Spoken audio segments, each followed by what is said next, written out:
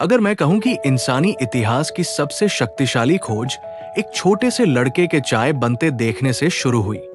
अगर मैं कहूं कि भाप का एक छोटा सा बादल पहाड़ों को हिला सकता है, शहरों को चला सकता है और पूरी दुनिया को हमेशा के लिए बदल सकता है, तो यह है सच्ची कहानी उस छोटे बादल की जो कर सकता था और कैसे उसने पूरे इंसान जाति को सुपर पावर दे दी। लोग अपने हाथों और जानवरों की ताकत से काम करते थे। घोड़े भारी गाड़ियां खींचते, पानी के पहिए नदियों के किनारे धीरे धीरे घूमते, पवन चक्कियां बस तब चलती जब हवा बहती। लेकिन एक बड़ी मुश्किल थी, अगर हवा रुक गई, अगर पास में नदी नहीं थी, अगर घोड़े थक गए, कोई बेहतर तरीका होना चाहिए। एक बूढ़े खान में काम करने वाले ने कहा, हमें ऐसी चीज चाहिए जो कभी ना थके। कुछ जादुई किसी को नहीं पता था। उस जादू का जवाब तो उनकी रसोई में ही था। एक सर्द सुबह एक जिज्ञासु छोटा लड़का अपनी मां को चाय बनाते देख रहा था। पानी उबल रहा था और अचानक भाप निकली और भारी ढक्कन को उठा दिया, जैसे कोई जादू हो। ये अदृश्य बादल कितना ताकतवर है, ये चीजें उठा रहा है। लड़का चकित होकर बोला, और वो सही था। भाप हजारों अदृश्य छोटे छोटे हाथों की तरह थी। सब एक साथ धक्का दे रहे थे।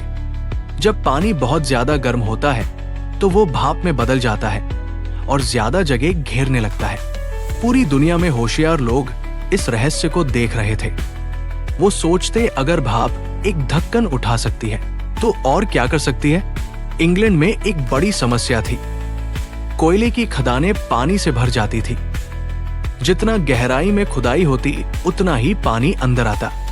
उन्होंने घोड़े से चलने वाले पंपों का इस्तेमाल किया, लेकिन वो काफी नहीं थे।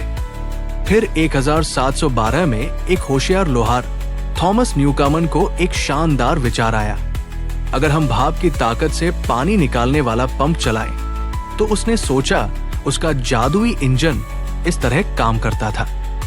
आग से एक बड़े बर्तन में पानी गर्म किया गया, भाप सिलेंडर में भरती और पिस्टन को ऊपर ढकेलती। फिर ठंडा पानी छिड़का जाता, जिससे भाप गायब हो जाती। इससे खाली जगह बनती और पिस्टन नीचे खींचता, ऊपर नीचे और पानी खदान से बाहर निकलता। ये सफल हुआ, खदानें बच गई, लेकिन न्यूकामन का इंजन एक भूखा दैत्य जैसा था। इसे लगातार चलाने के लिए बहुत सारा कोयला लगता था।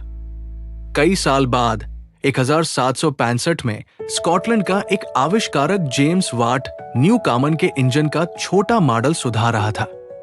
तभी उसने कुछ जरूरी देखा।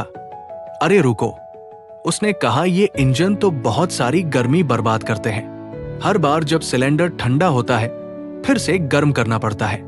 ये तो ऐसा है जैसे आप कुकीज बनाते समय बार बार ओवन को ऑन ऑफ कर रहे हो। तो होशियार जेम्स वाट ने कुछ नया बनाया, एक अलग कंडेंसर।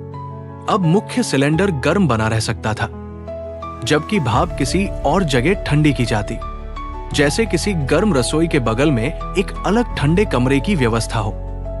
इससे इंजन 3 गुना ज्यादा कुशल हो गया। अब इसे कम कोयला चाहिए था और यह बहुत बेहतर काम करता था। 1775 में वांट ने एक व्यापारी मैथ्यू बोल्टन के साथ साझेदारी की और दोनों ने मिलकर दुनिया के सबसे अच्छे स्टीम इंजन बनाए और फिर धमाका हो गया। कारखानों ने अपने मशीनों को स्टीम इंजनों से चलाना शुरू किया। कपड़ा पहले से कहीं तेजी से बनने लगा, हथौड़े ज्यादा ताकत से चोट करने लगे, पहिए बिना रुके घूमते रहे। 800 तक हजारों स्टीम इंजन पूरे ब्रिटेन में काम कर रहे थे। फिर अमेरिका, फ्रांस और जर्मनी तक फैल गए। हर एक इंजन ऐसा जादुई सहायक था जो कभी थकता नहीं था। जो काम एक दिन में होता था अब सिर्फ 1 घंटे में हो रहा था।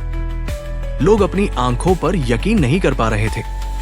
शहर तेजी से बढ़ने लगे क्योंकि लोग स्टीम पावर्ड फैक्ट्रियों में काम करने आने लगे। यह था औद्योगिक क्रांति की शुरुआत, जब दुनिया धीमी और शांत से तेज और व्यस्त हो गई। लेकिन स्टीम इंजन की चौंकाने वाली कहानियां यही खत्म नहीं हुई। होशियार आविष्कारकों ने सोचा, अगर भाप एक जगह मशीनों को चला सकती है तो क्या चलती हुई मशीनों को भी चला सकता है। 1925 में दुनिया की पहली यात्री रेल चलाई गई। लोकोमोशन नाम की स्टीम इंजन ने डिब्बों को खींचा जिनमें लोग बैठे हैरान थे।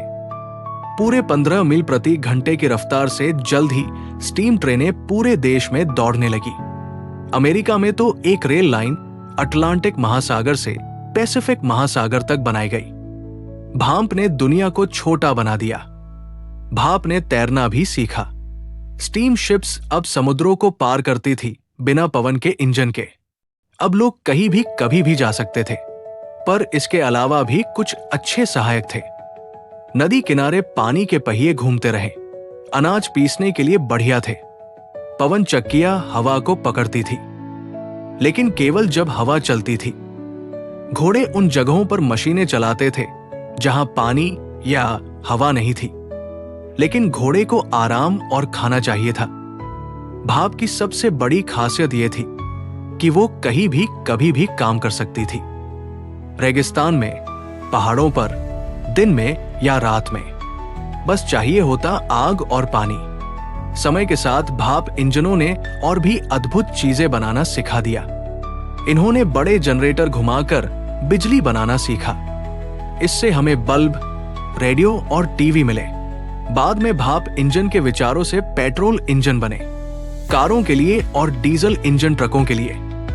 और सोचो, आज भी भाप इंजन काम कर रहे हैं। दुनिया भर के विशाल पावर प्लांट्स में विशाल भाप टरबाइनों को घुमाकर दिन रात बिजली बनाई जाती है, जो आपके बल्ब, कंप्यूटर और टेबलेट को चलाती है।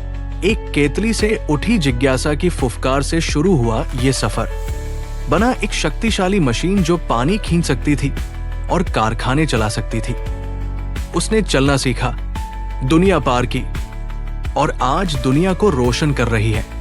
ये रहे मजेदार भाप से जुड़े कुछ तथ्य। हॉर्स पावर शब्द का आविष्कार जेम्स वाट ने किया था। कुछ भाप से चलने वाली ट्रेनें 100 मील प्रति घंटे से तेज चल सकती थी। आज भी कई पावर प्लांट्स में स्टीम इंजन का प्रयोग किया जाता है। दुनिया की पहली कारें दरअसल भाप से चलती थी। क्या तुम्हें पता है, आज भी तुम्हारे घर बिजली देती है? भाप की कहानी अभी खत्म नहीं हुई है। वो आज भी हमारी जिंदगी का हिस्सा है। और ऐसे वीडियो देखने के लिए हमारे चैनल को सब्सक्राइब करें। धन्यवाद।